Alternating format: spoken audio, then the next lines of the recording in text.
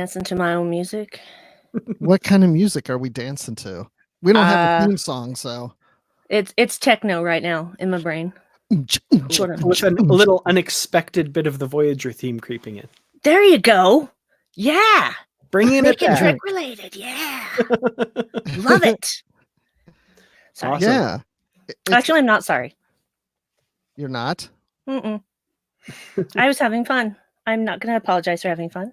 No, never apologize for having fun. That's what we're all about here, is having fun. That's right. And we're going to have some fun today talking about an episode that I thought was going to be a lot more fun. There's a lot of fun in this episode. It's got a fun title, but there's a lot that's not so fun in this episode too. So Stardust City Rag, episode 5. Yeah. Where do we want to start? Because I know where this episode starts, and oh boy. Yeah, I was like, wait, am I watching The Walking Dead? Wait.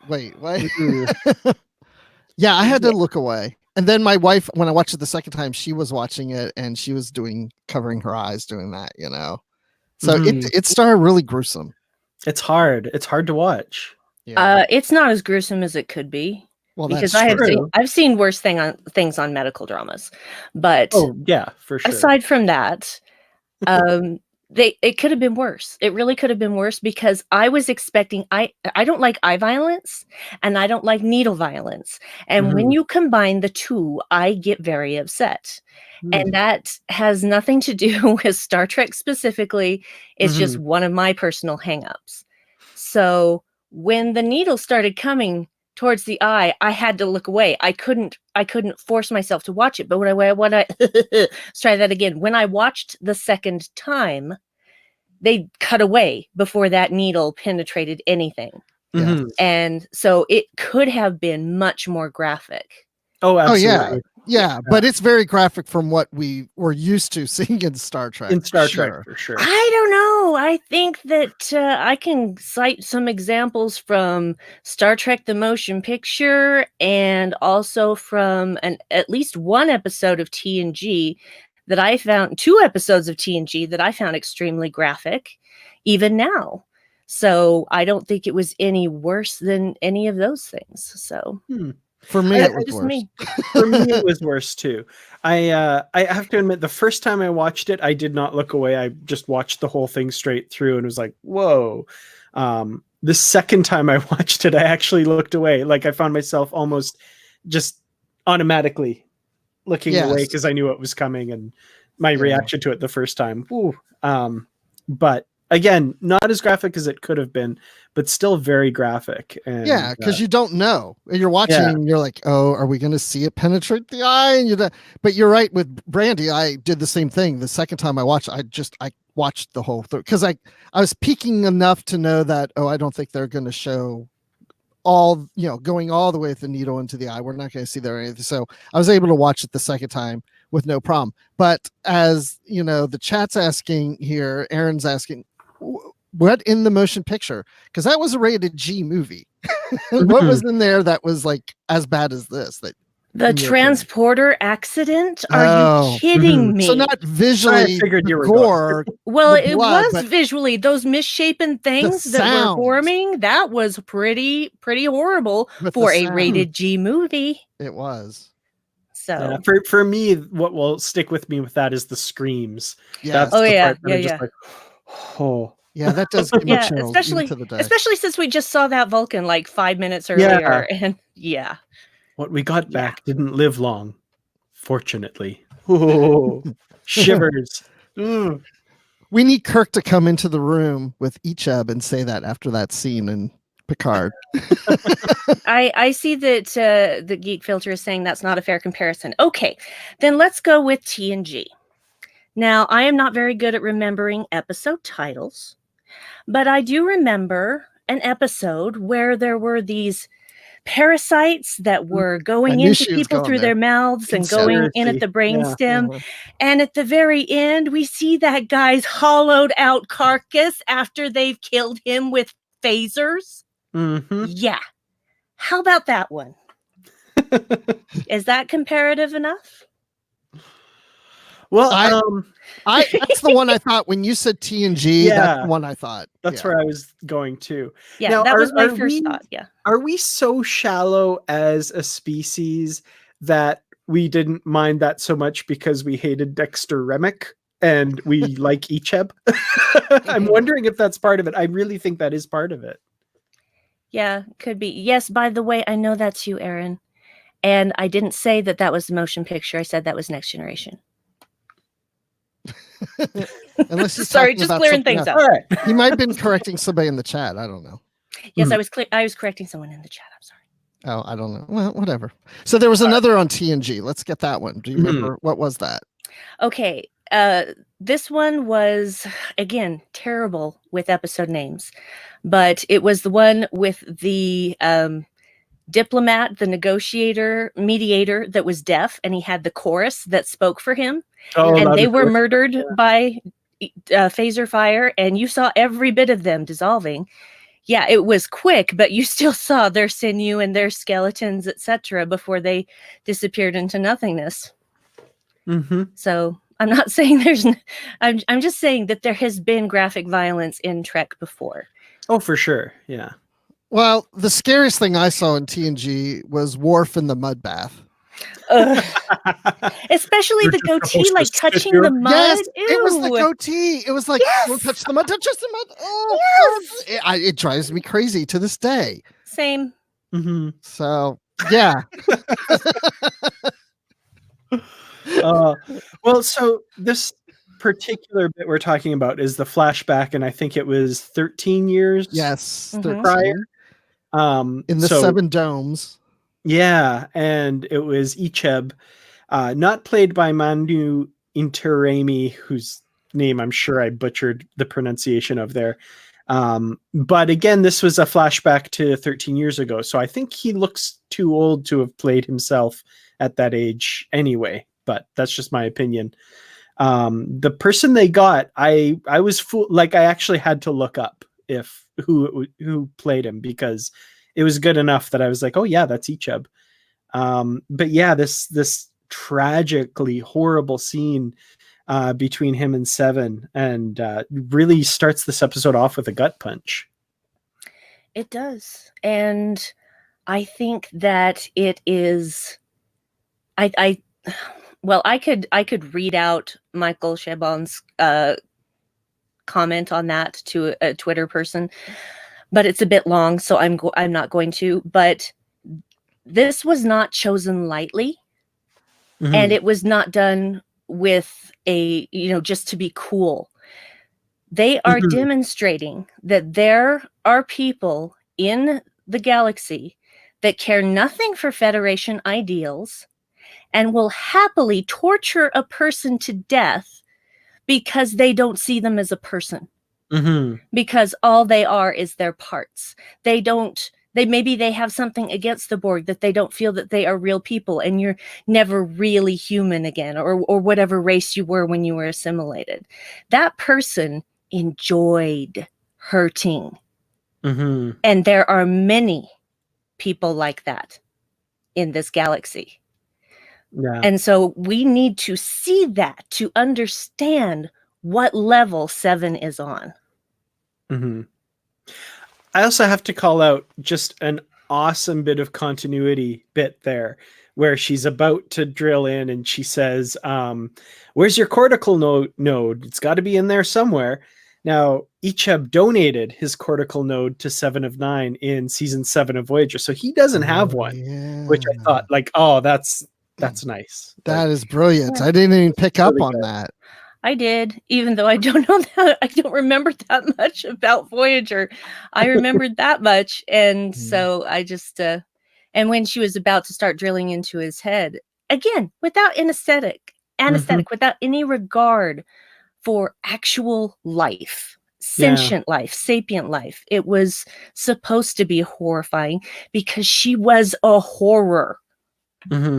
Yeah, because Absolutely. I mean, even if you don't care about the life, do you really want to hear somebody screaming in pain like that? It's gonna get. I would think it would get to you unless you don't have a freaking soul and you enjoy that. Oh, Yeah, she and enjoyed she it. was enjoying it. She was Yeah. enjoying that. She was like, "Hey," almost like she's preparing turkey or something for dinner. Like, Mhm. "Hey, this is just an everyday thing." Ha I think the attitudes towards the ex-Borg in this series are really interesting because we even see a little hint of it later with Captain Rios, where they're talking about Picard, and he says, "I forgot that he was a Borg.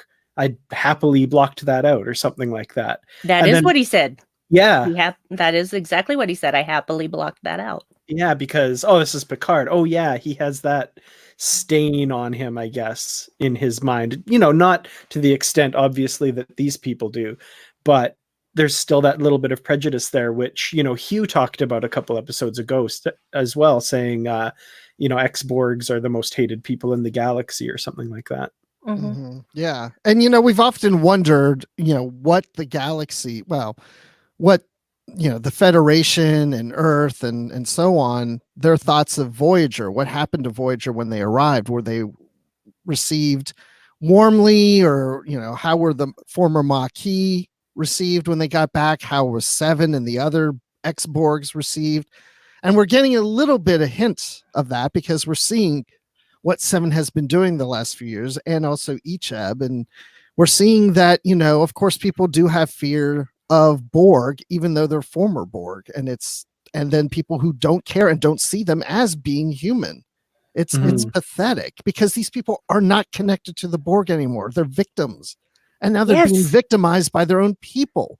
Yeah, exactly. Well, that's the thing. They were always victims. They never did what they did out of their own free will.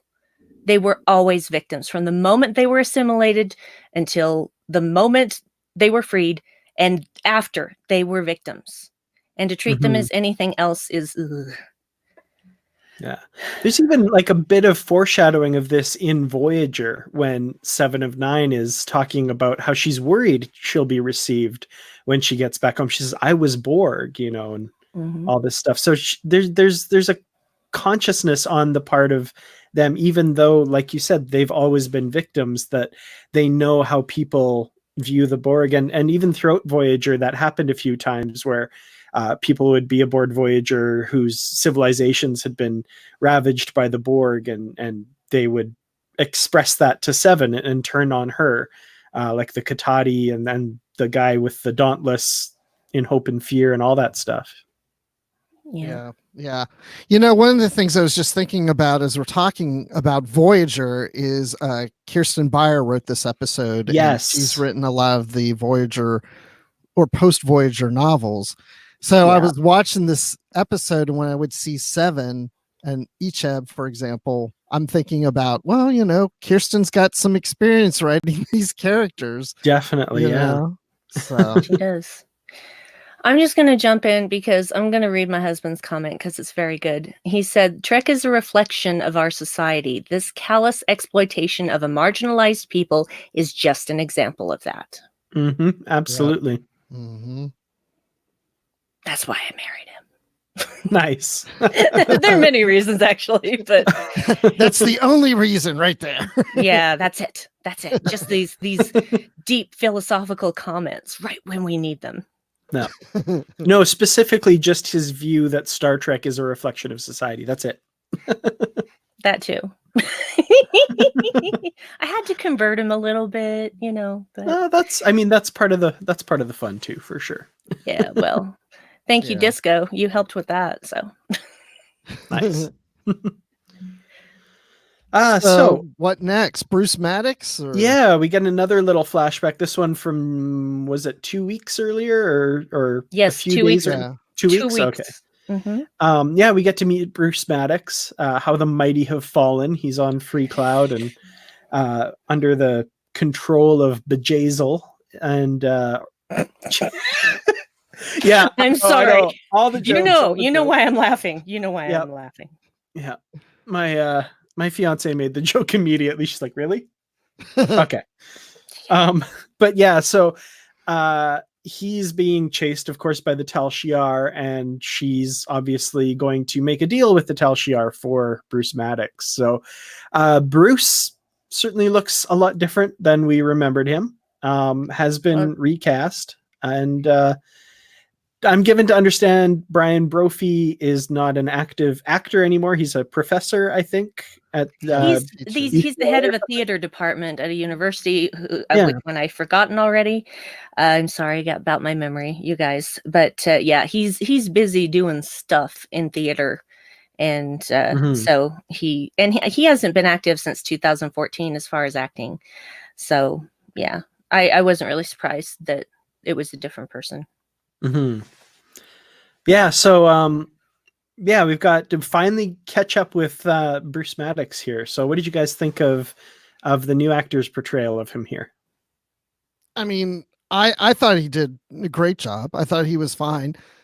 I didn't really care if it was a different actor or not, because I did know going in it was a different actor, because when I watched it yesterday morning when I first got up, I just happened to look online for something and I saw somebody mention that it was a different actor, and I was like, oh, okay. So I went in knowing it, but as I was watching it, because I've seen some people complain, but I'm watching, I'm like, this is like what, 30 years later since the original TNG episode, and if you hadn't told me that, I don't know how I would have thought about it, because he's older, he's got the beard, he's his hair's a little different. I mean, it's like I would just assume, it's been 30 years, he's older and he's got a beard and it's the same actor. I wouldn't have been able to tell unless I put them side by side and really examined it and go, wait, is that the same actor? So it didn't bother me, but I thought the actor did a great job. Yeah, the thing, and I mean, it's not the be all and end all that he be exactly like the original actor, but like I recently watched Measure of a Man, and I think he had that kind of lower cadence to his voice. I thought he had it down. Like, it sounded like Bruce Maddox to me, and I don't know. He didn't get a ton of development in Measure of a Man. He was kind of the antagonist who badmouthed Data a bit and then came around at the end. Like, there wasn't a lot of nuance there. So, not like we see in this episode with the range of acting that this guy had to do. So I think he did a great job personally. Especially making cookies. I mean, he yes. did a great job with that too. I Real love cookies. that scene. Yeah. It was kind of like a metaphor for creating the androids, right? Because like at the end of the episode, he says they're imperfectly perfect. And no, they're perfectly imperfect. Perfectly imperfect. Okay. Yes. And like that's his cookies, right? He doesn't like the replicated cookies. They're too perfect. But, you replicate all the individual ingredients. He says there's an alchemy to it. And then the cookies he makes are great. So I was like, that's cool. He's baking androids. Chocolate chip androids. Ooh. I prefer peanut butter. Can I get a peanut butter android? Oh, those are good too. Yeah. Peanut butter chocolate chip. I've seen those. Oh, even better. Yeah, now we're talking. Make some. All right. Make some. Excellent. Man, I have to look up a recipe for those now. Now I really want those. I know. Ugh. So what'd you think, Brandi, of Bruce Maddox, the actor in this? Playing the part? I appreciated him. I appreciated his performance. There was a moment where Dave turned to me and he's like, what is he doing taking out alone in this age of post-scarcity resources? And I said, this isn't the Federation, sweetie. There are plenty of places that still deal in money, and he had to go into hiding because the Romulans were after him, the Tal Shiar were after him. So I didn't say all of that all in one go, but I'm basically like, there are plenty of places that still use money, and there are plenty of shady people willing to loan it. Yeah, definitely. I'm sure, if he's on Earth, he would have resources that he could access and all that kind of stuff, but there's a ban against what he's trying to do. So that's not an option. He went elsewhere and has to make his own way. Gold press platinum or whatever it is. Exactly. No, definitely. And because you got to have some money to buy Tranya to drink, Nice. Another little reference there I liked. And I was just like, don't drink it, it's drugged. He didn't hear you. Yeah, I know. They never do, man. They never do. I just wanted Clint Howard to show up. I hope you relish it as much as I.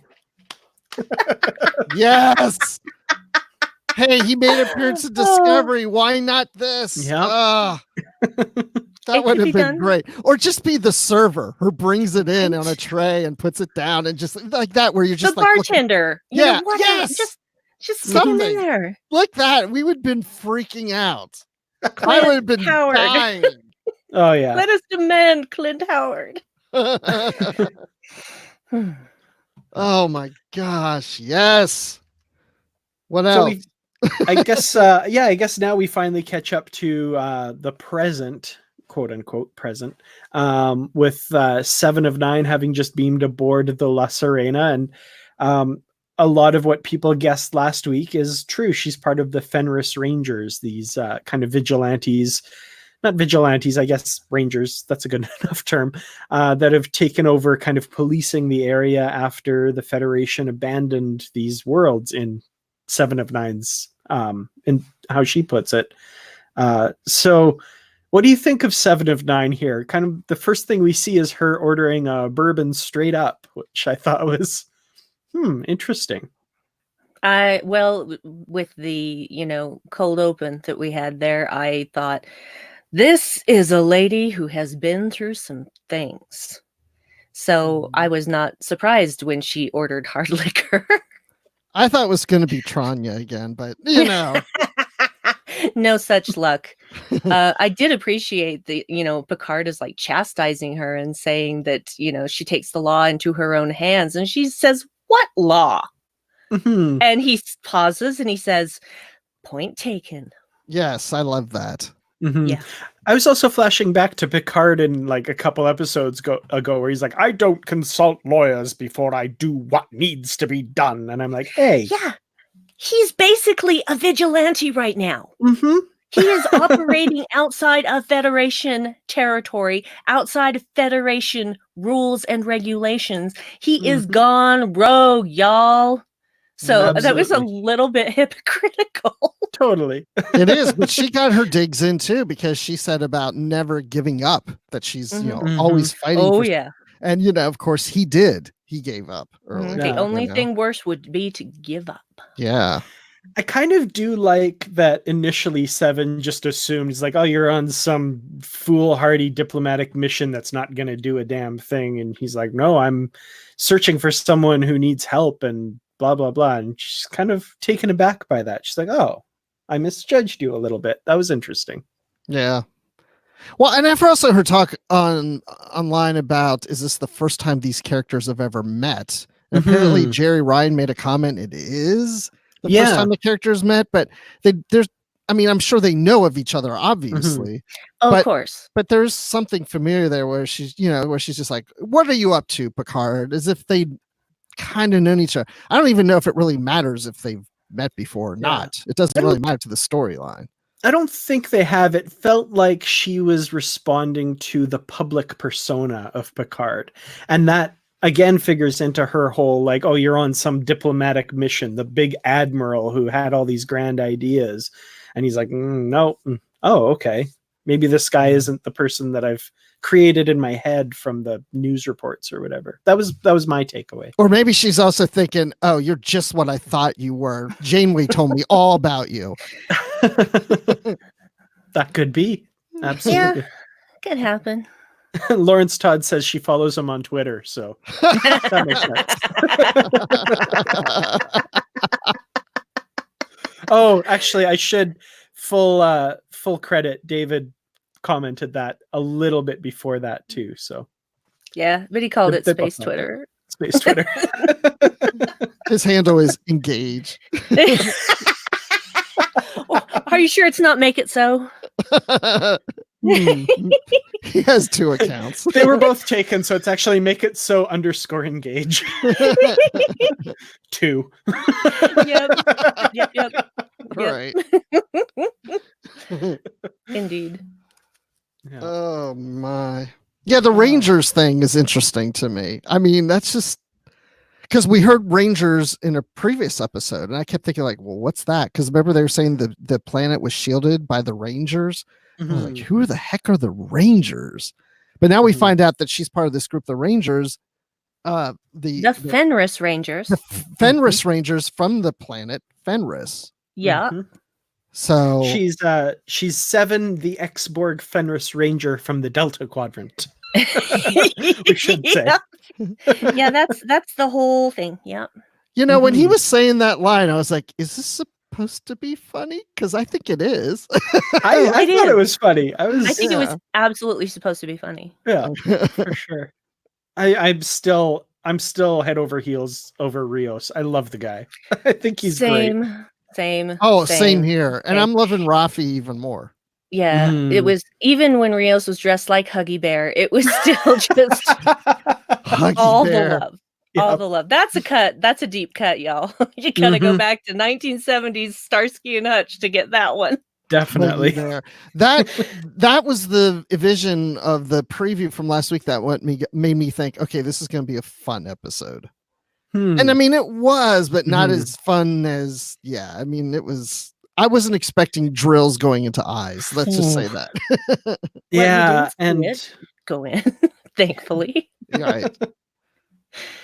Yeah, so it's like, no, sorry, go ahead. Nope, go ahead. By all means. No, you go ahead. No, I was just no, I'm sorry. I was just going to say, people misremember things when they see something traumatic. For instance, many people think that the chest bursting scene in Alien is that when they're at dinner, they're having, like spaghetti with marinara sauce. They are not. There is not a red food on that table, but they're remembering that way because they want to block out the fact that everything was made red by the buttload of blood that got thrown on the cast during that scene.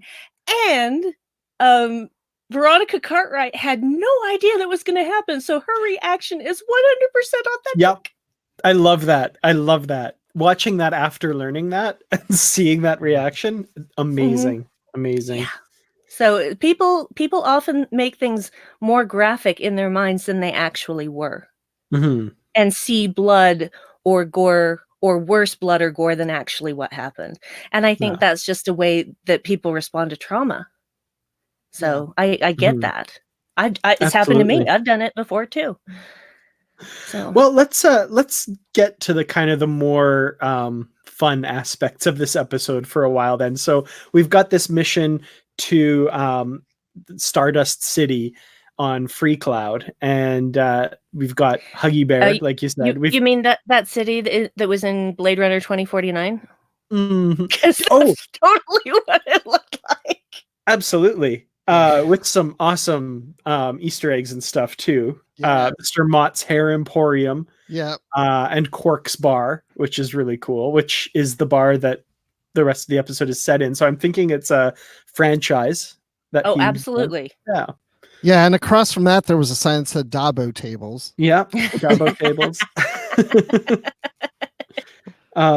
So yeah, we've got this mission. We've got Huggy Bear. We've got Picard as this over-the-top French Bond villain character. Stereotypical French guy. Oh, yep. My God, I was loving that. It's so funny. That was something at first when he first spoke. I was like, ooh. But then as the episode went on, I was on board. He was having so much fun. You could just tell Patrick was having so much fun. I just kept thinking, Jean-Luc grew up in France, and I thought anytime he got pissed off at somebody, that's what he turned into, right? He would just go off on people in French.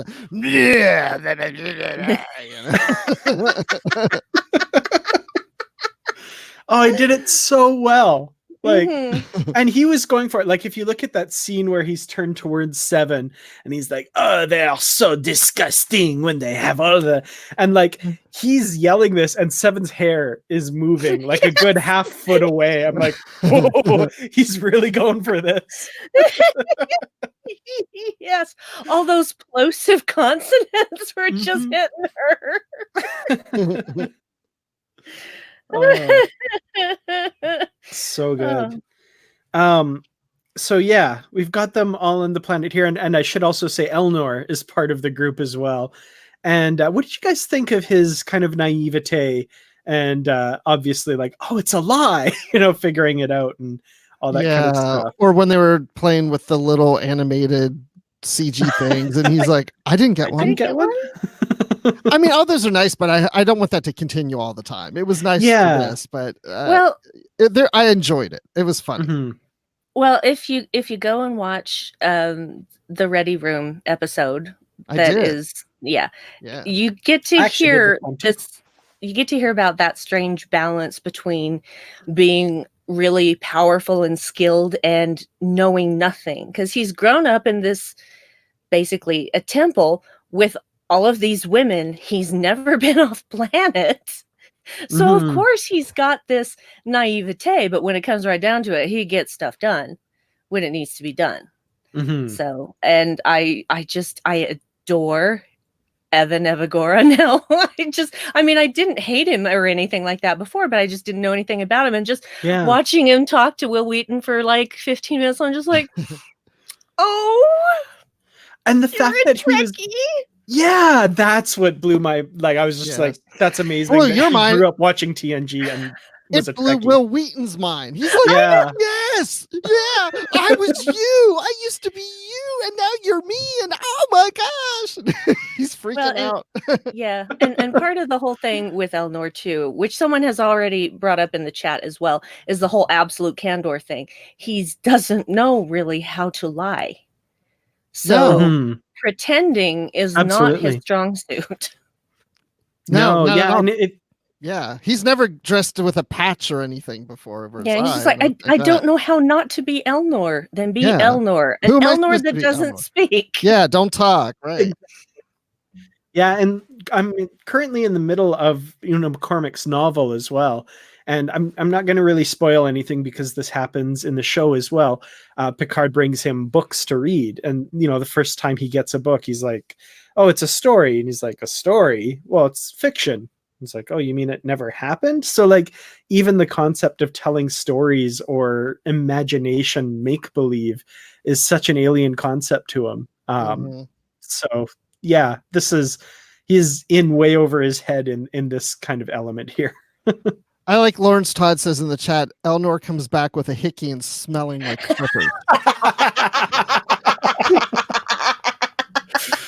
And now I have a visual of Mr. Vup going up to Elnor going, you smell like strippers. I can tell which one you slept with. Oh, there's two. Zamboni Josiah has a nice comment here. He says, when he said, are we no longer pretending? It reminded me so much of, are you sure this isn't time for a more colorful metaphor? I agree. I thought the same thing in my little brain. Yeah. Oh man, now I want to see Elnor on the streets of San Francisco in 1986. Yep, let's recast Star Trek 4 with current Discovery and Picard characters. I think we can make it work. I think we could do it. Great. So yeah, lots more references that people have been pointing out in the comments, of course, as well. One of Rios's references was Mr. Quark of Ferenginar, which I thought was a nice I didn't even pick up on that until my third watch when they had the closed captions on. I didn't even understand that he said Quark. I heard him said Ferenginar. I can't even say Ferenginar, but I didn't catch because he's a cock. I didn't catch it was Quark, because it's hard to talk with that thing, teeth, fake teeth and all that in. There's something else I didn't understand until I watched the closed caption. I don't remember what it was though, but that was one of them. Was it? I think I know what it may be. What's that? But we're not to that part yet. Oh, well, let me back up. So Mr. Vup, my wife thought he said something else. Mr.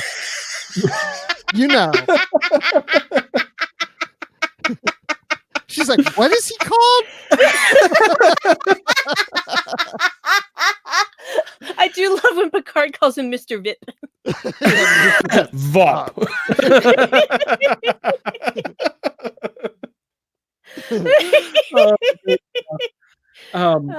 Yeah. Yeah. That come up in a previous podcast too, where we were saying like it seems weird that swear words in the English language haven't been used as like alien names. Like it would happen, like statistically speaking. There's a Mr. F-bomb and Mr. C-word out there. And everyone would be like, oh my god. Oh my I would goodness. love that. I would Me absolutely love that. Agree. I want to see it. And then everybody complain how many times that word was said in the episode. And it's like, but it wasn't a curse word. That was the alien's What name. can you do? Our hands are tied. Right.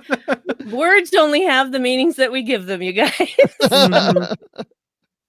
Yeah. Oh, Definitely. wow. Whew. All right. So where are we in the episode now? What's going on here? I think everybody's going down the planet and Mr. Vup and stuff. Yeah, but Mr. Vup and stuff. But then HR, Vup and stuff. Yep. now it's getting really weird. Oh, and the little flute that he had. I know, right? So creepy. It was creepy. I know. And I watched it. All of these 70s references that most of the audience are not getting. Sorry, guys. What and all now getting serious. What'd you think of the editing of this whole scene of Rafi explaining to them what they're going to have to do to the down on the planet, then going down and seeing what they're doing, and then coming back to the ship of her again, explaining the next steps and the next steps, back and forth. We saw that in a previous episode, that same type of editing. Mm-hmm. But now we're seeing that again. I actually love that. That works really well for me. I like really it. liked it, especially in this episode, because that's a thing that's used so much in like heist movies, and Yes. this felt like a heist. And I was like, oh, that's what they're doing here. I really like that. Sorry, Brandi. No. I agree. I was just saying I agree. It feels like a heist movie thing. So, yeah. The one part where it didn't quite for me was when it went back and it was Rafi saying goodbye to Picard. Yes. And I was like, okay, wait, when does this happen? Is this after the mission? Oh no, it's not, because he's so that part was I had to think for a few seconds and just be like, where is this? Oh, okay. They haven't moved down yet. I was just going to mention that one because that fooled me twice when I watched it, where I was like, well, wait a second. Picard's down the planet. Now he's up on the ship with the eye patch like off. Like, wait. Oh, yeah, that's right. We were going, and this is now going back in time again, and she's now leaving. Okay, got it. Yeah, that didn't quite feel right. You have to think about that for a second, which leads us to Rafi's scene with her son, which was very emotional. Oh man, Michelle Hurd, can that woman act or what? Killing it. Her micro expressions just magic. Yeah. It was hard to watch because I can sympathize with both sides of this issue. I really can. And so it's but at the same time she's saying she's clean, and I'm like, is she? Because it's been pretty recent. It's really quick. Yeah. So it hasn't been long. That's kind of, and it seemed to me like she was going with the whole better to ask forgiveness than permission by just showing up. And personally, I feel like that was the wrong choice. Yeah. At the same time, her son was really awful to her. Like really awful. And so you're seeing him be so awful to her. And I thought, yeah, but she was really awful to Picard just a little while ago too. So that's a very good point. He's treating her a lot of the ways she was treating Picard when he showed up. Yeah. It's being reflected back at her. Yeah. And it wasn't pretty. I gotta call out the actor too who played her son. When she first shows up and he turns towards her, you see his mouth start to make like an M sound. He's like, yes. And then he's like, wait, no. And then he turns cold. Yes. Oh, heartbreaking, especially watching it the second time watching for that. Oh my goodness. Oh, brilliantly done. So much said with just a facial expression. Wow. Yeah, I remember what you're talking about, Dan, because when I was watching, I was like, is he gonna say mom? It just it was just hanging there, you know. Mhm. I don't know if that was intentional or not. I think so, but it was just like it was there, you know, like, but it didn't come out. And then you know, because I'm thinking, oh, he's gonna be like, oh my gosh, you're here, but instead it's like, oh, you're here now. Now you decide to show up. Now you're ready. You're ready and you expect me to be ready. That's not how this works. You know? And of course, you know, context wise, there's a lot we read into things, but it's still, I think, all there. Like he's about to say that, and his eyes look like they have this need in them almost. Like, and then he just pulls it back, and it's just like, and then it, you know, the shields go up and total ice cold, and that's sad, because he needed his mom, he needed his family all those years. And it would probably be really easy for him to completely believe her, say, yes, absolutely, you're clean, sure, I want you back in my life. But it's also, you know, oh man, there's just so much going on there. And like, I've known so many people that have gone through very similar things. It's just heartrending for sure. Yeah. The one thought that I had after, you know, he had, you know, basically dressed her down for the whole theory that there was more going on, and she, you know, she jumps in and she says, well, this was a cover-up, there's a conspiracy going on that's way bigger than all these things, and he's just like, yeah, and I just thought, she's gonna prove that she was right, and you are gonna be eating crow, buddy. Yes. Yeah. Yeah, because he's looking at like, there's no conspiracy, and you're just so obsessed, and get over it, and then it's going to prove to be true. But you know, if when that happens, because I think that will happen, but I hope that their relationship bonds before that, and this isn't just, oh, mom, you were right, I was wrong, and now we have a good relationship. They have to repair whether she was right or wrong. She was wrong in how she handled her relationship with her husband and her son. Regardless of the right. Yes, she absolutely was wrong.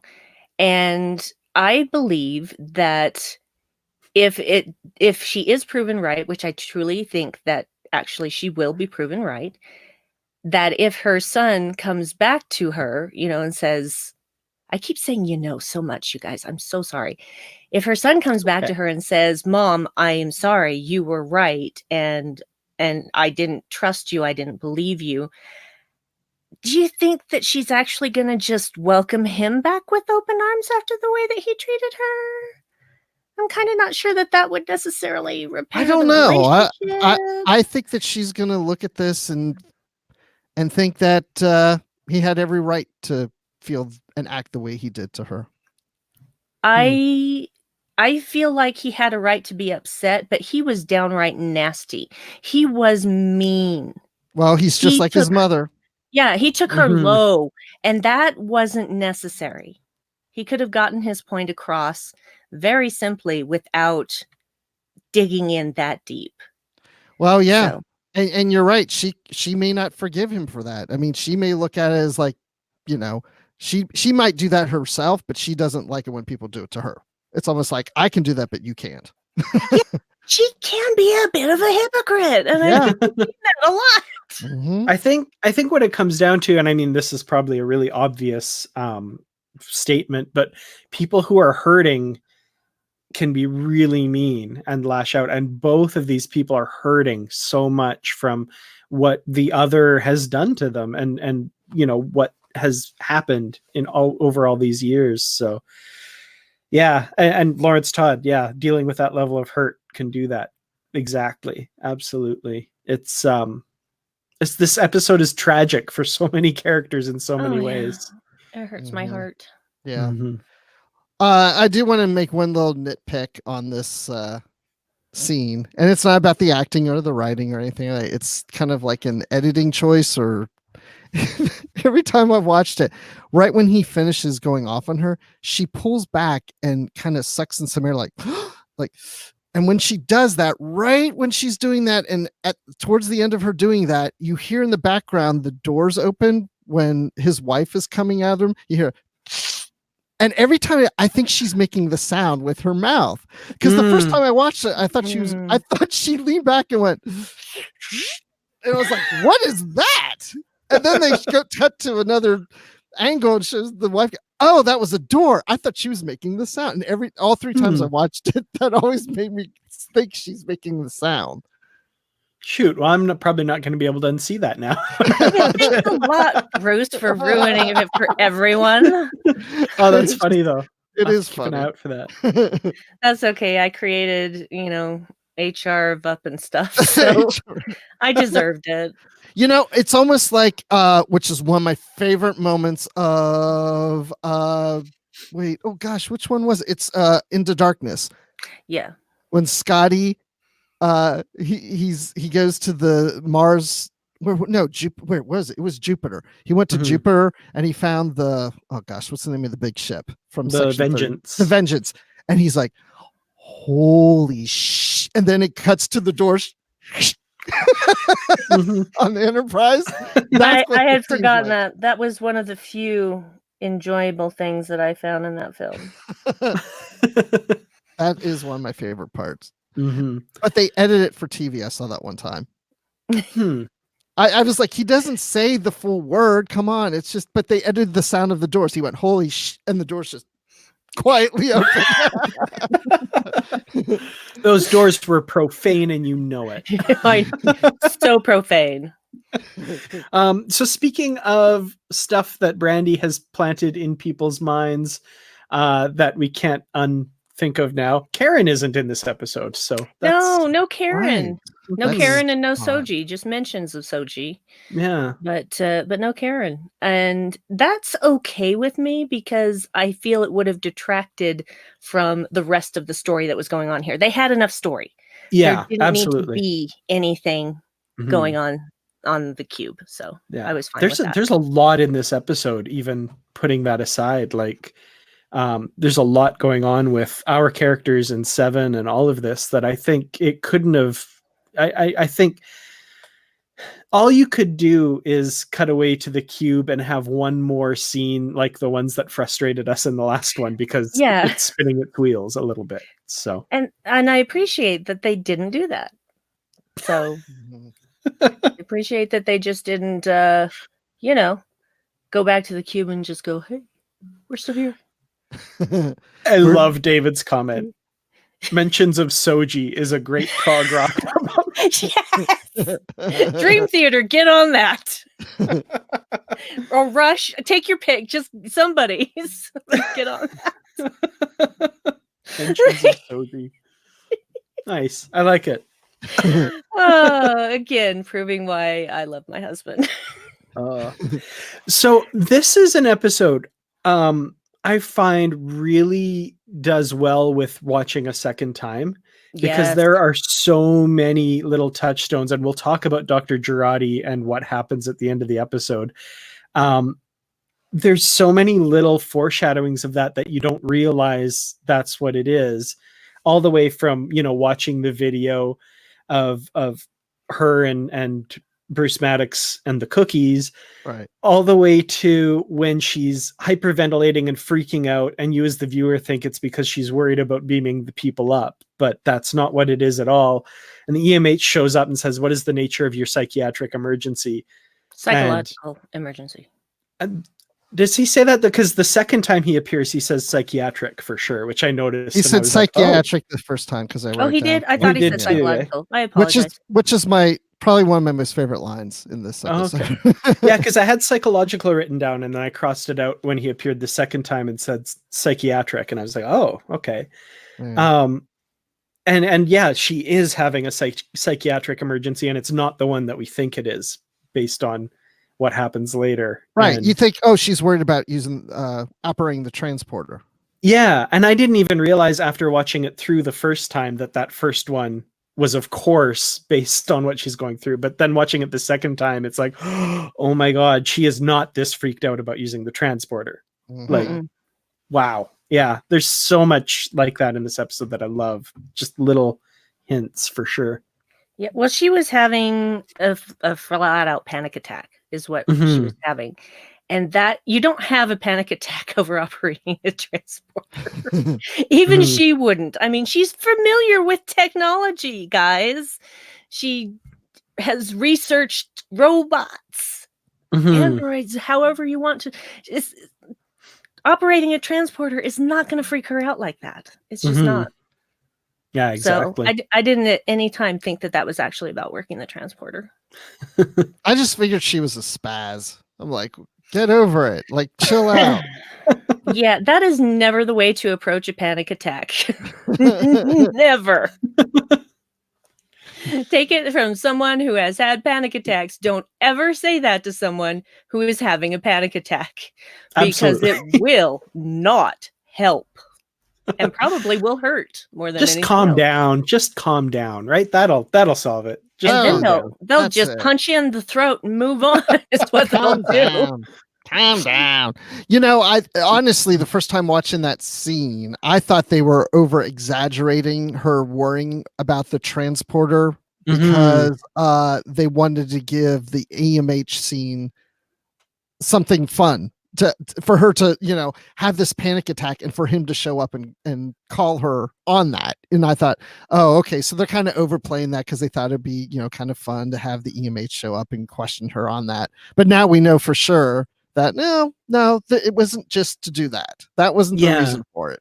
Or even just to emphasize her goofiness a little bit or something like that, which was definitely not the case after you learn everything you need to learn, for sure. I'm sorry, but I'm going to say she's probably my least favorite character right now.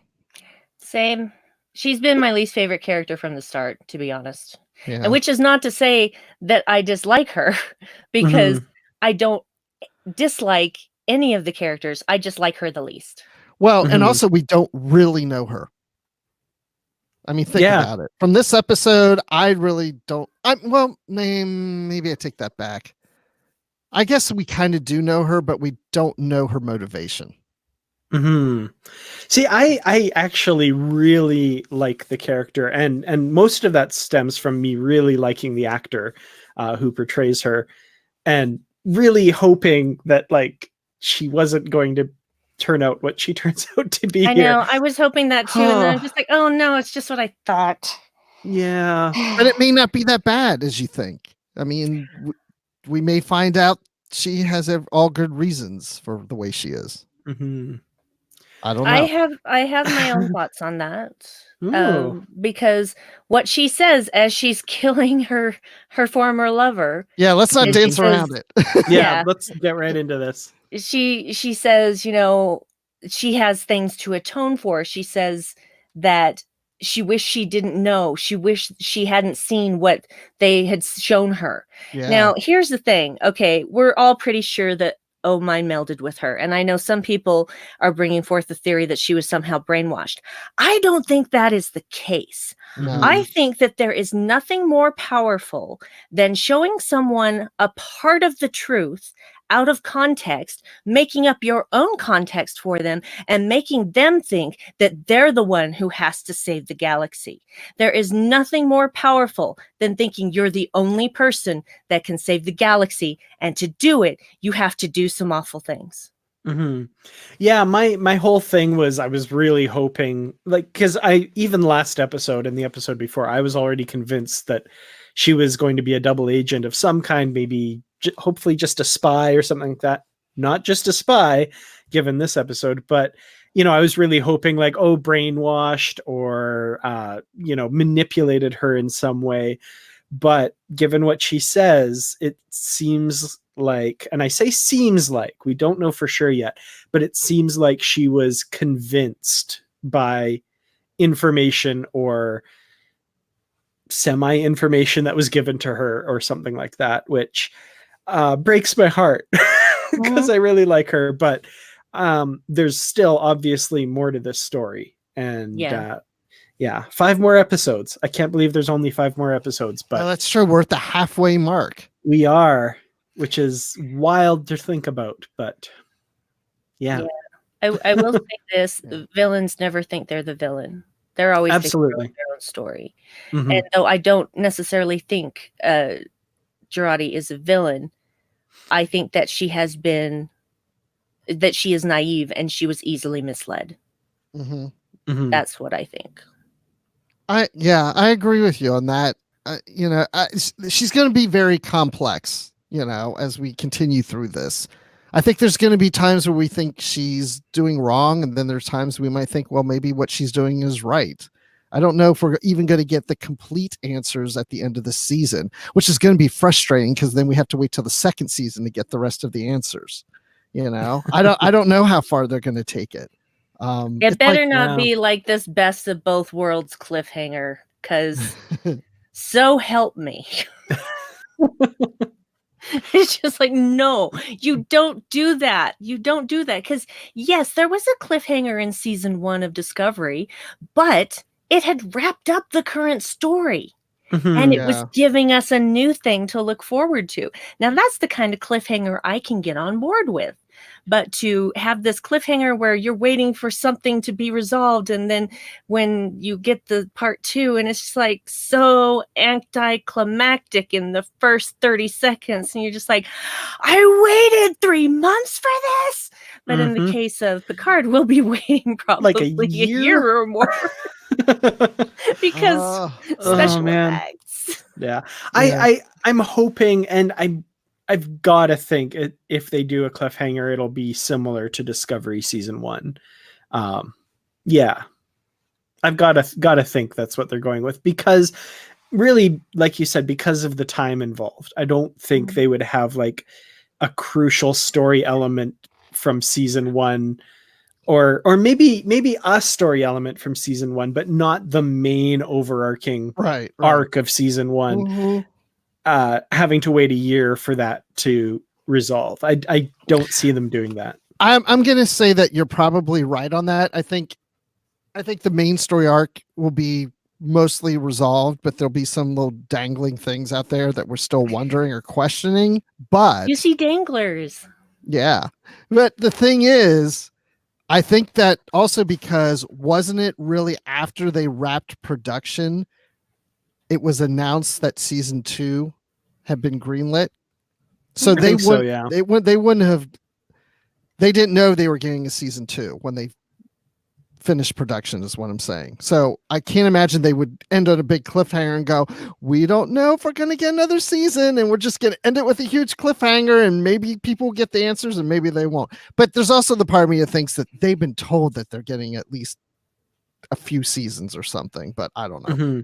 Yeah, to be devil's advocate, I'd say we didn't know they were getting a season 2, but they maybe that's the best way to say it. Yes. Yeah, that's probably true. Because I think that Patrick Stewart was actually, somebody in the chat said this too. SC says Pat Stu signed up for 3 seasons so they can drag out what they want, but I don't think they will, because I think as a society we are freaking tired of soap opera cliffhangers. If you want me to come back from season 2, give me some resolution, because just leaving things hanging is not good storytelling. So Brandi, you don't want a who shot JL?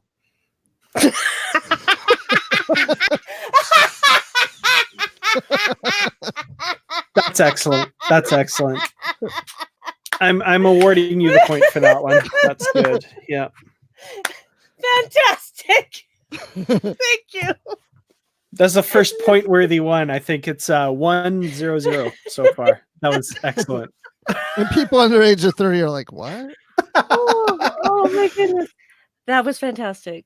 Thank you. Well played. Oh man. So okay, we've got the 7 of 9 thing. Who didn't think that she was beaming right back down with those 2 guns? I mean, yeah. I think even Picard knew, right? Like he gives her that look. Yes. Oh, I love how he played that scene, because she asked for the 2 phasers and she's like, a vigilante needs, and he's like, oh, yeah, okay. Yeah. It's like, I see that I can't keep you from doing what you're going to do. You're going to do it anyway. So, yeah.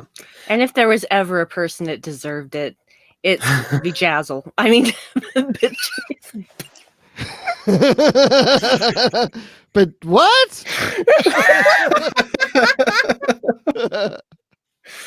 Yeah, we'll explain it to you later. Oh man, I thought that was Deanna Troy. a lot of people No. made that comparison there. It's actually an actress that I know of, and I'm going to horribly mispronounce her name probably. Her name is Nekar Zadegan, and I've actually seen her for a couple of years on NCIS not Los Angeles, NCIS New Orleans. So Okay. now they've got 2 Trekkie people on there. So yeah, and she plays such a different character on NCIS that I couldn't place her during this episode. I'm like, I know I've seen her, but I cannot figure out where. And so after the episode was over, I looked her up on IMDb and I'm like, oh, well played. Well played. Because if you can do a part so differently that I can't figure out who you are after having watched you for 2 years on another show, then you have done well. That's awesome. Yeah. That's like when I looked at Bruce Maddox in this, I was like, I don't know who that is. He doesn't look like what I saw before.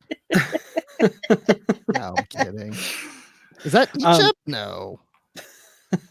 Sorry. So the one thing I have to say is I felt kind of thick when when I watched it the first time, and obviously once they beam back up, you know, Rios leaves the little enhancer for Seven and Seven grabs it. I caught that, but I didn't catch on the planet until I watched the second time, where basically what he's doing is like, I'm sure that you will be able to find her again someday. And Seven's like, oh, I'm like, how did I miss that? That was good. Yeah, they were communicating with their eyes. Mm-hmm. So, yeah. Oh gosh, I was just gonna say something that I forget. Oh yeah, but and also because you said that, it just reminded me that Seven gave Picard that little chip if he ever needed her again, which tells me we have a reason that we're going to be bringing her back. Yeah. Yeah, and we know Seven's sympathetic to whatever it is Picard's doing, right? Because you know, he's standing up for the downtrodden, just like she is. So I think she'll be back. SC asks a question, and I didn't get this the first time I was watching it, but then I saw somebody else make the comment, and then I watched the second time and it's like, oh, I didn't catch that. He asks, so were Bjayzl and Seven of Nine a thing? Were they an item in the past? Because she said they had a close personal relationship and she was betrayed by Bjayzl, and Seven was the reason that she found out about Icheb. So it sounded like they were very close personal friends, if not something more. Because she said at one point to Picard, you know, she didn't tell you how close we were. Yeah, I remember at that point wondering that too. Yeah. Yeah. And it's pretty, once you have that in your head and you watch it, it's very much, yeah, I think that's what they're going for there. And again, that was another thing that was like, how did I miss that? Did anybody tell Chakotay about this? Yeah, Really? No, it's fine. I did not chip those two at all.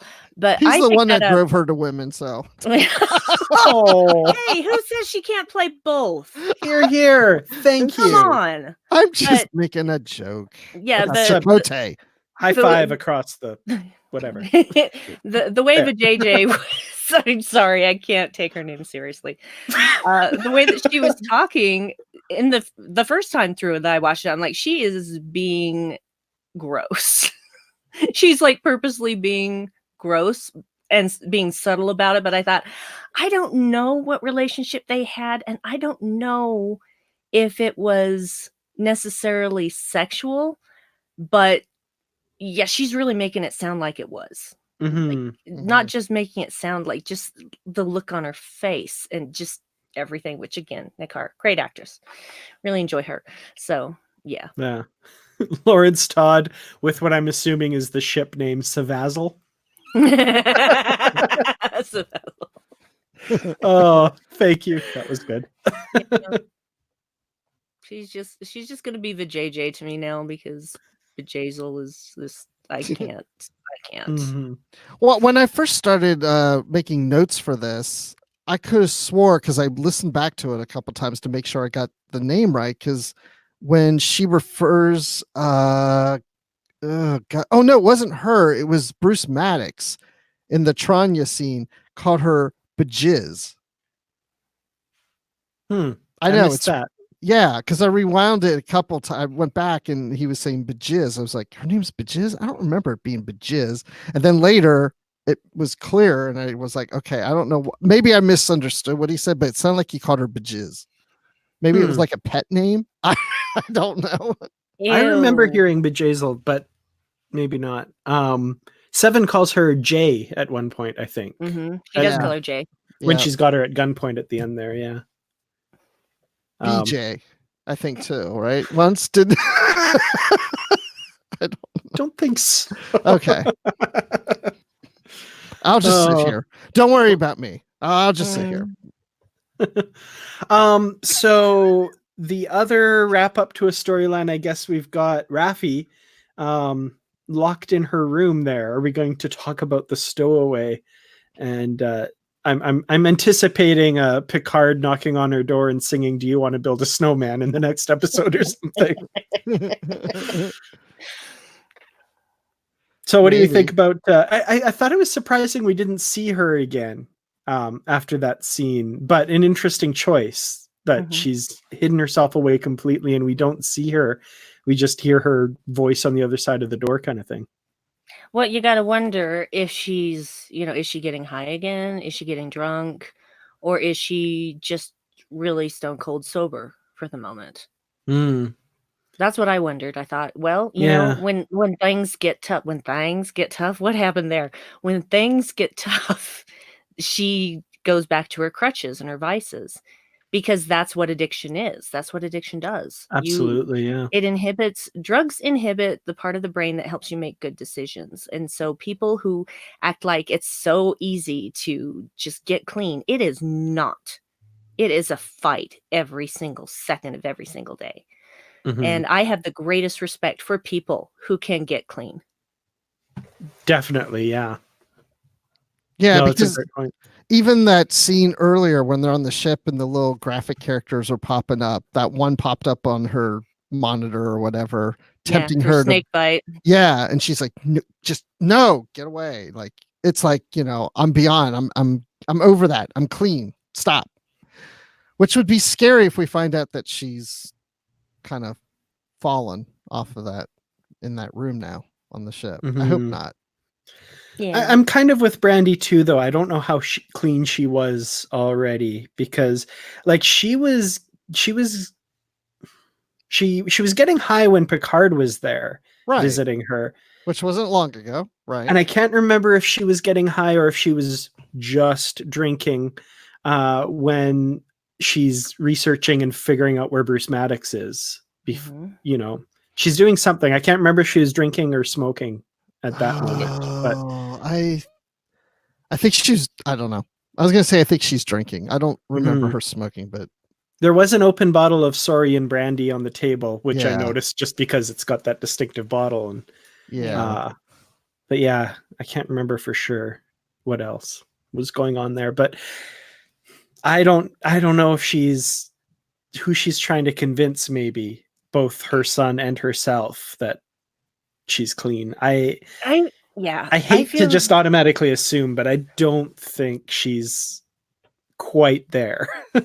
I have to agree, because I feel like Free Cloud was a matter of convenience more than anything else, because she was upset for a bit when she found out that Bruce Maddox was on Free Cloud, and she wasn't going to go with them until that happened. So that was just like, oh, well, they're going there, so I'm going to drop by and win my son back. So I don't think there was any kind of forethought about actually getting clean. I think that she was just, okay, I am going to do this.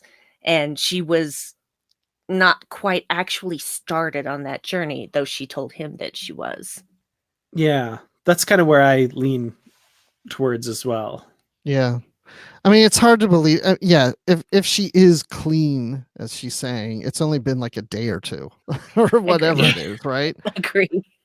But the thing Mhm. is, she wants. It shows that she wants to, and I Mhm. think if anything, this is just showing that she has a purpose now, this mission, and it's giving her hope.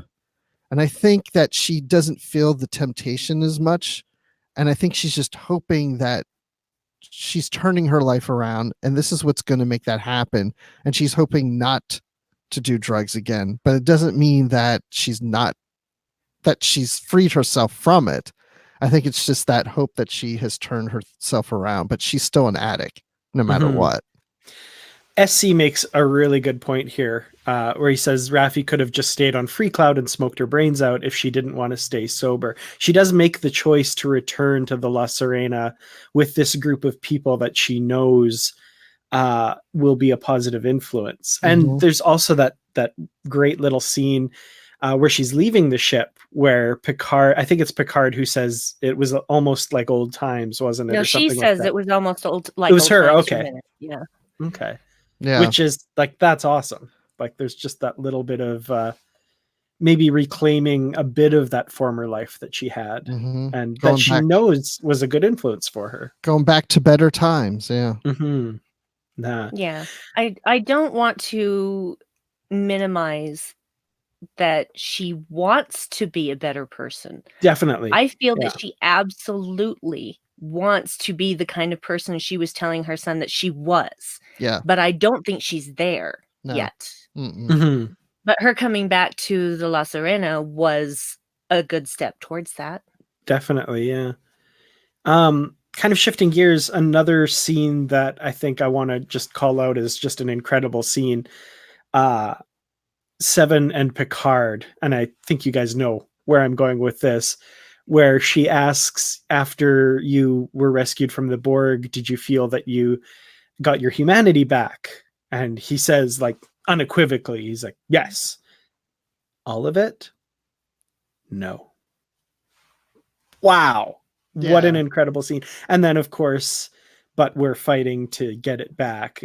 She says, Yeah. every damn day. Oh, Yeah. what a scene. That What was a great scene. Yeah, I wrote that word for word in my notes because Oh, brilliant. that was How my close did I get favorite. it? Because I was going You from were memory. close. When he said no, he says no, but we are both working on it. Yeah. Yeah. I mean, it's just, yeah. Oh, so good. That Like, says so much about both characters. yes. And if nothing else, like, I love this series for a million other things, but if nothing else, bringing these two characters together and having their journeys cross and that one conversation, I'm like, it's worth it. I'm absolutely on board. That was awesome. Yeah. Yeah. And you know, one thing we haven't mentioned is Jonathan Frakes did direct this episode. Mm-hmm. Absolutely. It's just, it's always great when I know it's an episode he directed. You know, I get excited about that Yeah. because he knows this stuff and he knows, you know, these characters. Mm-hmm. I can't remember. He directed some Voyager episodes, right? Did he? I know he did Enterprise. Probably. I'm 90. Well, remember. he Did was he do in it? one. Well, that's true. Mhm. Yeah. I'm 90% sure that he's directed some Voyager episodes. I think he but did too. Yeah, because we even had LeVar Burton direct some. I know that. I remember. Yeah. I mean, the chat will tell us here in a moment, but yeah, I'm also Pretty sure. consulting IMDb as we speak just to see if he's in the list of directors. and he was also in an episode of Voyager. Yep. Let's see here. LeVar Burton. Blah, blah, 3 blah, blah, episodes of Voyager. blah. Robert Duncan McNeil. There we go. He did 4. Yep. Yeah. Frakes did 3. Robert Picardo Yeah, did did 2. no Enterprise episodes though. I didn't. Oh, I thought he think did. Okay. Andrew Robinson did No. 2 episodes. Garrick himself directed a couple of Yep. episodes of Voyager. Roxanne Mhm. Dawson did 2. Tim Russ did 1. So yeah. There we go. Wow. Now you know all the Now we Trek know. people that directed episodes of Voyager. That's great. Hey, it's important information. You know, this is. Yeah,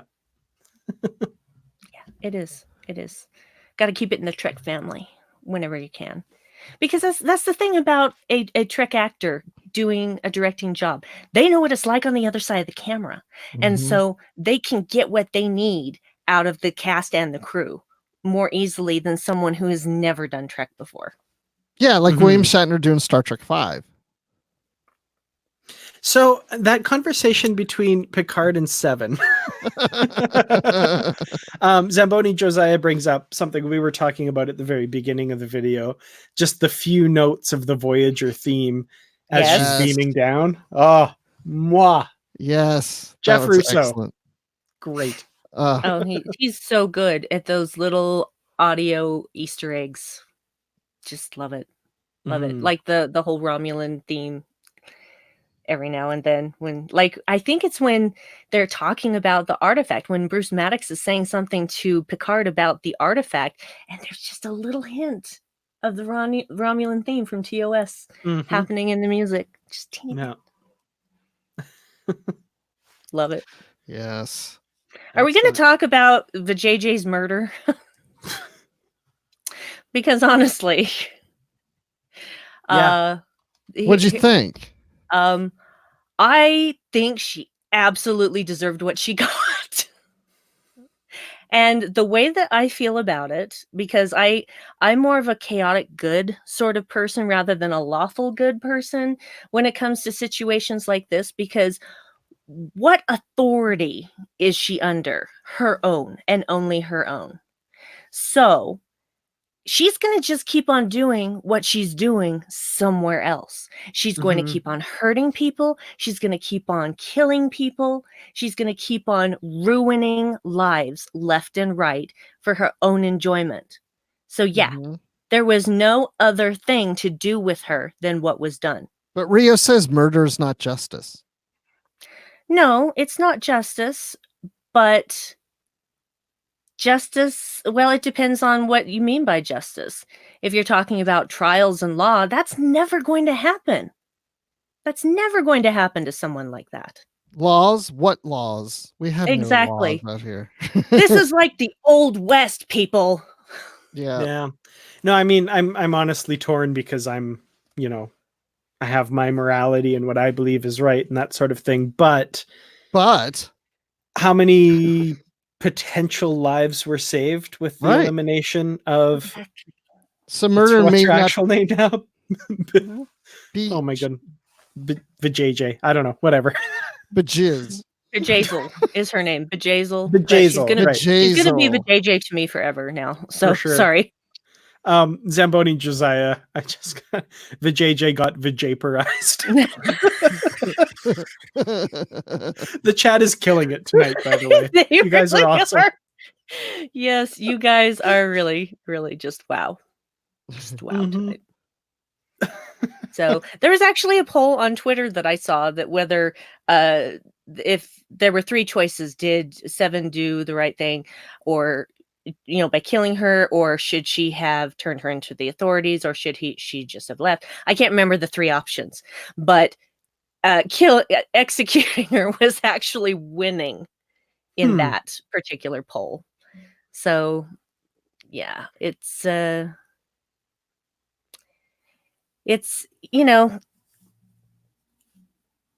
I just feel like there's one less horrible person out there making people's lives miserable. Yeah. People who don't have anyone else to defend them. People who don't have the convenience of the Federation to arbitrate in such things. People who are just trying to scrape by. And I mean, like I say, I can't.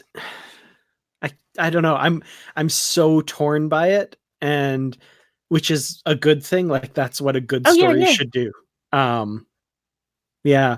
Like I can't say that murder is okay, whether it's by a person, whether it's by a state, whatever. Like I am anti-death penalty, all that stuff.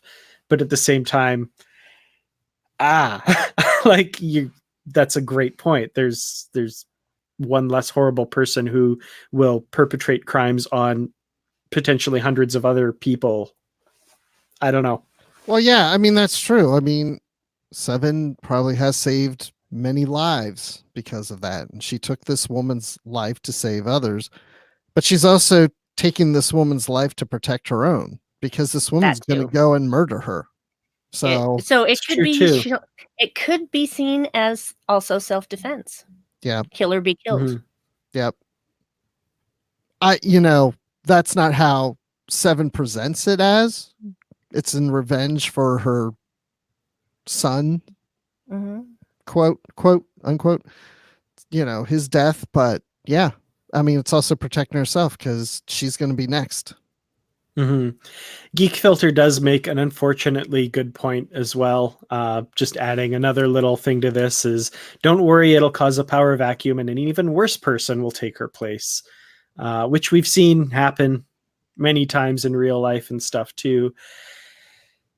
Does that justify doing nothing about this as well? I don't think so, but it's so nuanced and there's so many factors. So there's no good answer. There's no one right perfect answer because life is messy and there is no black and white. It's just all shades of gray.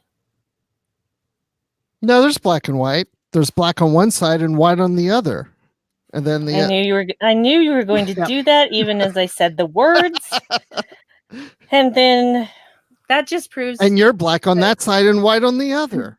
Yes, and therefore we must, wage war until we destroy ourselves. Yeah, because we've never seen that in real life. Oh wait, we have.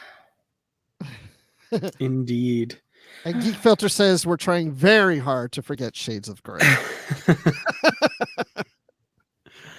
I didn't mean it that way. Was not referencing the episode. I have aired. Sorry. Becky 2010able asks a good question. Does this put the Reclamation Project in a different light now? We'd already kind of heard from Hugh, that the Romulans, they're extracting Borg tech and exploiting it and that kind of thing. Does what we're seeing from this kind of put that in a different light and make you reevaluate that a little bit? Or are they just doing the same thing but a little cleaner? I don't know. Yeah. It's the same thing, but maybe a little cleaner. Maybe a little. I would say that. Yeah, I think so. I don't know what to think because I don't know their true purpose for doing this. Right. What they say and what they are actually doing are two different things. So I honestly do not know what their true purpose is because they're saving all of that technology that they're removing. It's not like they're just destroying it. So there's obviously some kind of research and development going on there, but to what end and for what purpose, I couldn't say. Because you could just put the word secret before everything that Romulans do. Because, yeah. Do you think Romulans say to other Romulans, hey, I want to tell you something. Can you keep a secret? No. Okay. I really don't. I can't keep a secret that you're not Romulan. Well, is there anything else from the episode that we haven't covered that we should probably talk about? I guess the only thing that I can think of, just looking at the little scratchy notes that I put on here, is when Maddox is dying, or right before he died. I just thought it was interesting that him saying, well, he said where Soji was, so we, Picard now knows where Soji is, and then that I don't know. He says to find the truth, the ban lies upon lies. Just what he was saying to Aggie. The Conclave of 8, I think he mentioned, and which is something that Gabe said back to Rafi when they were talking. So that's a thing. That is a thing. So also I feel like I understand from reading the books, and I know the books are not canon, but why some people would make sure that humans or sentient life forms would have complete control over your EMH. But it seems to me like if someone was going into organ failure, that you should not be able to deactivate the EMH if you have no actual doctor on board. And this is another thought that I had. The EMH knows what was going on there. I was thinking that too. Yes. Also, I'm sorry, I was going to mention that too. As soon as you said it, I was like, oh yeah, I was going to say that. I will point out though that the background on Dr. Girardi is before she got into cybernetics and stuff. She is a medical doctor. Her doctorate is an MD. So she does was the like, EMH know that? I would assume so, because she seemed to be in charge of caring for Maddox there. But yeah, I don't think she should have been able to shut off the EMH when the EMH knows that what she's doing is, let's say, at cross purposes to keeping him alive, to put it diplomatically. Because he knows that she is having a psychiatric crisis and knows that the patient is dying. So when that EMH gets activated again, unless she knows how to reprogram an EMH and cover her tracks in the logs, which I'm sure she probably does.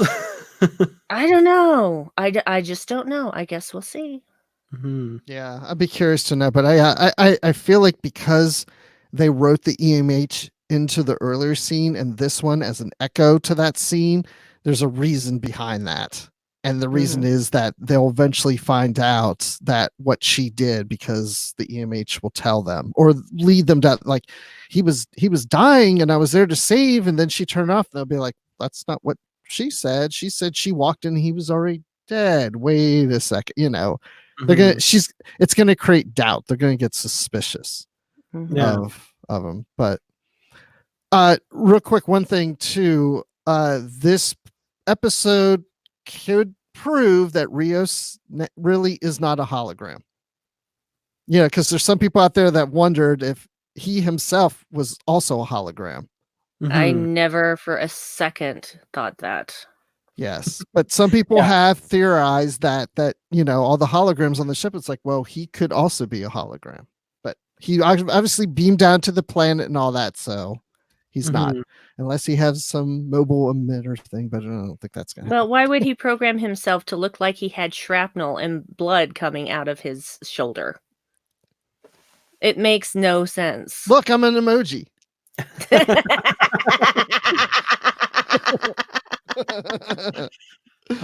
Yeah, no, I never bought the the holometers in the cigar. Nice. I love that. That's what he always has. Now I think no. And that's how the doc on Voyager walks around now with a cigar. Yeah, no, I never thought he was a hologram, but yeah, I think this pretty much puts that to rest. Yeah. I think you can probably think of some way that he might still be a hologram. But I don't think so. Will still fight on that one. I don't care. I just enjoy him, and then I've heard people say that he's demonstrating narcissistic tendencies by making all of the holograms look like him, and I still disagree. I still think he did that because of self-loathing, not because he's in love with himself. Yeah, I agree. They keep him honest. Yeah, for sure. Until he gets upset with them and turns them off. So, chat group, on a scale from 1 to 5, what did you think of this episode? 5 being awesome, 1 it sucks. So, where do you guys land on this? We didn't get to see the navigational hologram again, so no. He's my favorite. He's my favorite. He's on the side of the angels. It's still my favorite line. Okay, anyway, sorry. No, I loved this episode. This was one, it benefits from rewatch, not just for picking up the little things, but for the overall story and that stuff too. And someone in the chat said they feel like every episode does, and I think that's the case for this series for sure. Yeah, this episode was not at all what I expected, which is kind of par for the course for this series. I think this one's a 5 for me. I they knocked it out of the park. If for nothing else, Picard doing his thick French accent. Like, this will always be that episode for me. And everything to do with Seven of Nine and her story, if I'm being serious. Mm-hmm. Yeah. Yeah. So one thing that I was going to mention is so many people did not notice Bruce Maddox talking about the embedded mom AI. Yep, I caught that. I forgot about that. Which is something that I said from the beginning, that there's not a real mom, and that's not a real person. It's a program. Yeah. So, yay me. Anyway, this episode was funny and it was hard. And for some reason, the two tones still worked. I don't know how they made it work, because there was just, even in the funny parts, there was this undercurrent of, ugh, and you're just kind of subconsciously aware of it until things start going again, and then you're really aware of it.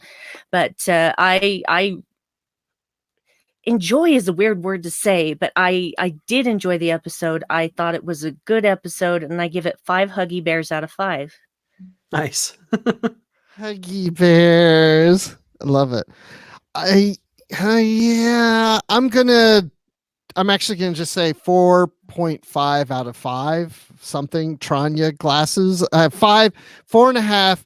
No, 4 full Tranya glasses, 1 half full Tranya glass. 1 broken glass. One crashed on the ground. Yeah. And the reason I'm not gonna say it's my favorite episode of the season. I don't want to say that, but what I really like is everything that you guys just said. But the thing that I really like about this episode is, to me, this is probably the first episode that we've gotten that's going to feel like an ongoing, what every episode's going to feel like after this. And what I mean by that is the whole crew's together. They're all established. We're not bringing the pieces in. We're now moving forward. We've already done the setup. This is now the meat, you know? Mm-hmm. And that's what I like. It's like, okay, now we're into the meat of this, and we have the crew bonding, and we're having established relationships with them, and we're finding more and more little things about their characters and how they're growing. And so this episode is that next phase, and that's what I really liked about it. Yeah. Just like the show. We're into the meat of the live. Huh. Okay.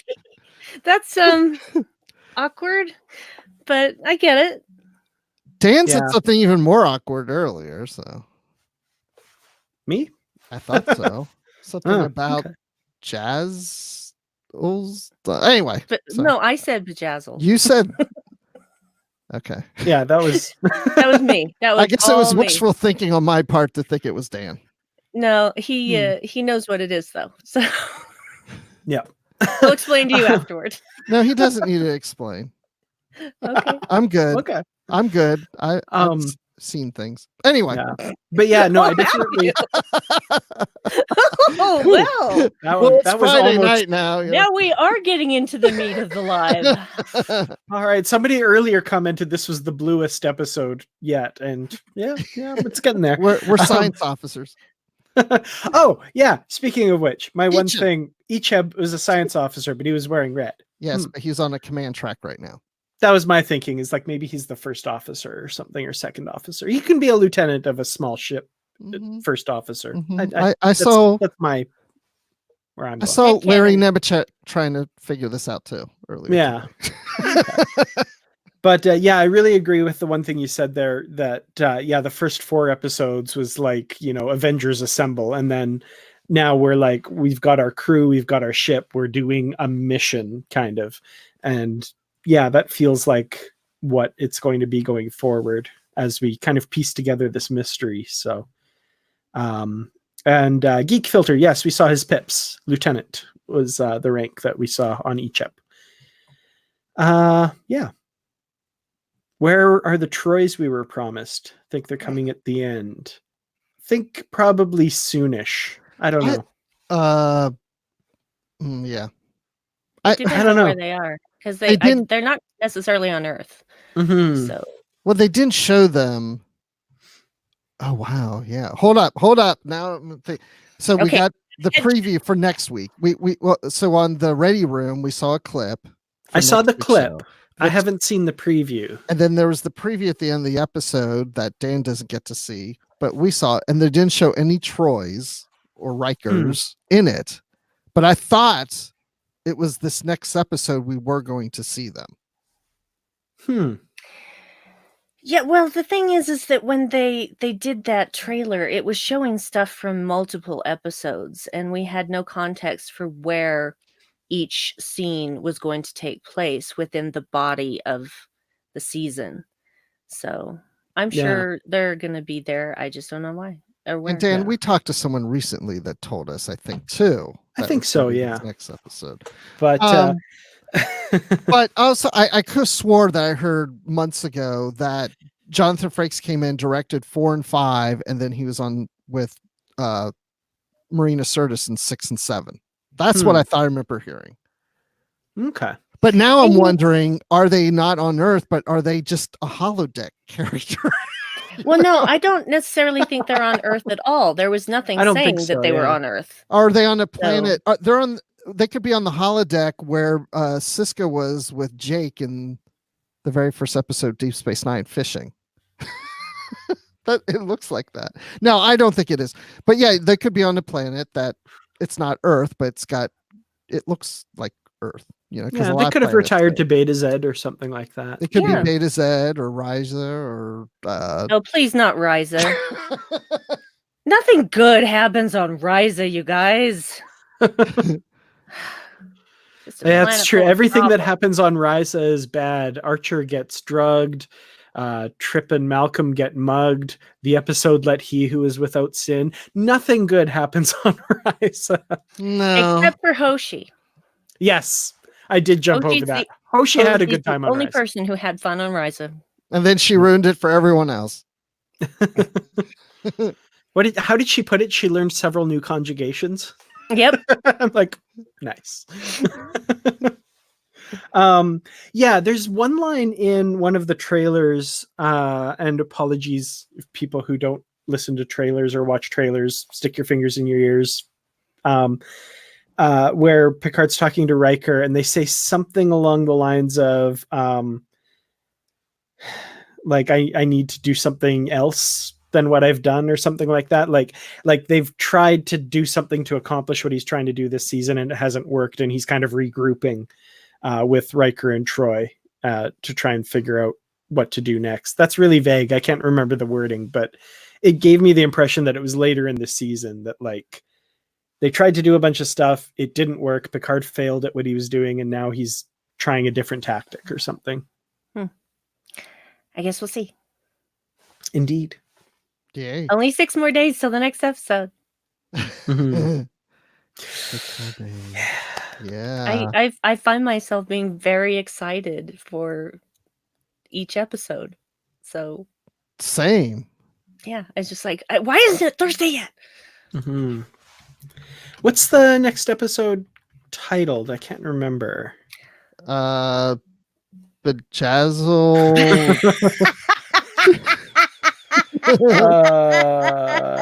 Oh, right. Wrath of Bejazzle. No, the search for Bejazzle. You know, actually, offered Jazel. offered without further comment. You're closer than you think. The next episode is called The Impossible Box. That's all I'm going to say. That's all I'm going to say. Starring Bejazzle. I'm so sorry. Actually, I'm not that sorry. But I apologize if I'm offending people. That is not my intent at all. Why is my neck itching? I'm breaking out in hives now. I'm just getting all ruddy because I'm a Celt. So, you know, it's all good. Okay. Well, that was fun. Mm-hmm. There was a lot to unpack in that episode. Yeah. I can't wait to listen to The Line this week to see what they have to say on Trek FM. Indeed. Well, I guess let's tell everybody where we can find ourselves. That's not right. I'm still looking for myself. I wandered Yep. off a long time ago, and I've been looking for me ever since.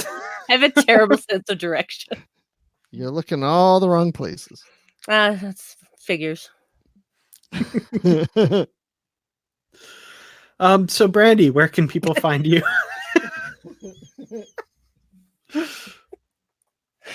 I don't know why I've got the okay, I do know why I've got the Yeah, giggle you from that, know. but I don't know why I keep perpetuating it. Okay, so you can find me on Twitter at Brandywine12. You can find me lurking sometimes in the Babel Conference, which is a Trek FM's listener group. You can find me on the Discovery main show, The Edge, with my friends Liam and Nick. You can also find me on Live from the Edge someday, maybe. When their Discovery comes, which they still haven't given us dates for, even though they're giving us new promotional pictures and stuff. I'm on a podcast with my husband Dave called The Dark Corner, where we talk about what we want from a slightly darker perspective. And last but certainly not least, you can find me all by my little old self on my podcast Headcanon, where I basically have a stream of consciousness conversation with me about whatever is going on in my geek brain. Last episode, episode 3, you get to hear about some of my extremely disturbing vivid dreams. So enjoy. Oh, wow. Wow. I can't wait for that one. Yeah. Oh, yeah, it's a doozy. Yeah. So what about you, Bruce? Where can people find you, Bruce? You can find me darkcornerpodcast.com for Headcanon and the Dark Corner Podcast. Sorry. You can find me sitting in this room doing a bunch of other podcasts, including the Star Wars Report. Not all the time, but sometimes I'm on there. I'll be on next week's episode of Star Wars Report, so I will be on that one. What else am I doing? Yeah, Live from the Edge with Brandi when Discovery comes out. What else do I do? Oh, I'm going to be on this week's Polytrex with Shashank Avaru. We're going to talk about this latest episode of Picard. So this is like a warm-up for me. Cool. Now you've got a bunch of jokes ready. That's right. Great show, by the way, if you guys haven't listened to Polytrex. Excellent show. It's an excellent show. It goes downhill on this next episode because I'm on it. No, you raise up everything you do, Bruce. Shashank and I bring out the worst in each other. I disagree. It depends on your definition of the worst, because I've been on a podcast with both of you. So yeah, that's true. Yes. I guess that's it. Oh, I'm on Twitter at Admiral_Rex. And that's, I think, it, right, Dan? What are you up to? Where can we find you? Did you mention literary treks? I don't know. Oh, yeah, that's right. I knew I was forgetting something. Well, because I was going to let you say that, right? Yeah. Wait, I got last week I forget the Edge main show. This week Bruce forgets literary treks. I thought this was literary treks. Fair enough. Yeah, Literary Treks, Star Trek Books and Comics podcast, coming out every 2 weeks, talking about Star Trek books and comics. I do that with this guy over here. You can also find me on this channel. Hit subscribe down there if you haven't already. Videos about Star Trek. I'm trying to find time to do my new episode reaction videos as well. I know some people have been complaining that I haven't been doing that when I did for Discovery, so trying to find time to do that as well. Yeah, I think that's pretty much it. You can find me on Twitter at Kurtrats and my website treklit.com reviewing Star Trek books, although I haven't been doing a lot of that lately. So yeah, you can find me around. So to add to that, on Literary Treks, the episode that is coming out on March 1st is an interview with Dayton Ward, where we're talking about his book, Kirk Fu Manual, which is a lot of fun. That's the universe's deadliest martial art. So it is quite. You learn to fight just like Kirk. And that book comes out March 3rd, 2 days after our episode drops. And then on March 15th, we're going to talk about the novel Star Trek Picard, the last Best Hope with Una McCormick, the author of that. So check those episodes out in March, and a sneak peek to, well, a little tease to those watching and listening right now. Dan and I have recorded our first episode of Positively Trek. It's not released yet. Not even edited yet. Not even edited yet, but In it's the can. coming. It's the first of many to come. Absolutely. So that's all I've got, people. All right. Did you tell everybody the other stuff that you do, Dan? You got it all out, right? I think so. Sorry. Okay. I think I I was got just everything. making sure that nobody forgot anything this time, because What? I committed to follow phone call last Positively week. Trek on Twitter at Positively Trek, and search Positively Trek on Facebook. We've got a page there too. So yeah. Ooh, I didn't know that. Yeah, it's a group. Right Be a little discussion group, you know. Yeah. We'll see. How many people we have in there? Just two, you and me? I think so. Well, you're about to have a third. Okay, that sounded bad when it came out of my mouth. What? This is the blue episode, guys. This is, yeah. Oh, you don't even know how much worse I can be. Okay, so for those who don't want to see how bad and worse Brandi can be, now's the time to sign off. Those of you who want to stick around for that, let's do it. No, we can't do that. This is Dan's channel. It's clean. No. And that's why if you tune into the dark corner, you'll probably hear more than you want. Why can't I find it? I can't find it. Dan, I think we should do another podcast that's like kind of rips off Dark Corner, but it's our own version. Like maybe it's the Dark Universe or something, or the Dark Quadrant.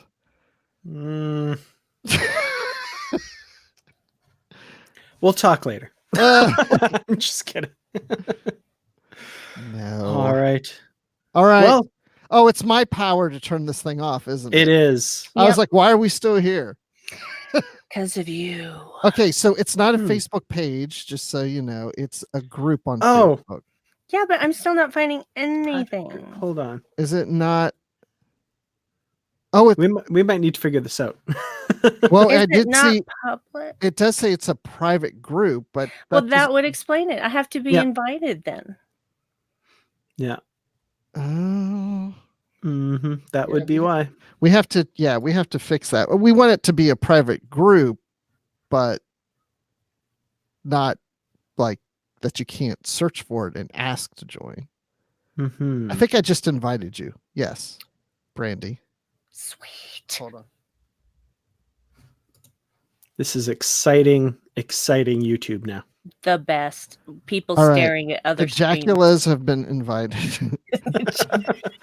We'll get this all figured out, and but in the meantime, follow the Twitter at Positively Trek. So that's anything to do with that podcast, you can find it out there first. So cool. Oh yeah, I'm still got the power to turn this off. All right, we're gonna shut down, everybody. Join us next Friday when we're doing the box episode. I can't remember what it's called, but the Impossible Box. The Impossible Box. I haven't had the Possible Burger at Burger King yet. Is that any good? Does anybody know? I haven't had that, but I've had the I don't remember what they call it at Carl's Jr., but I've had the non-burger at Carl's Jr. It was actually quite good. Okay, I want to try that. All right, see you everybody next week. Bye. Live long and prosper. Oh yeah, I still have to hit the button. Would somebody